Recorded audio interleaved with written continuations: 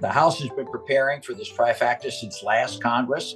The Speaker at the time was feeling pretty good about election prospects, and there were a bunch of committees set up to deal with different task forces within the committees to deal with different things that might be coming up, whether it be immigration, tax policy, economic development, healthcare, you name it.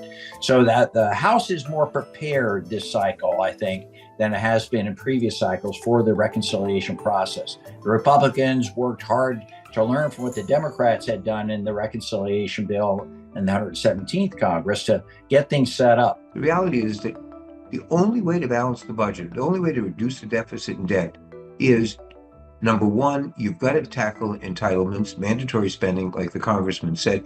Number two, you need more revenue because we have an elderly population that's getting older.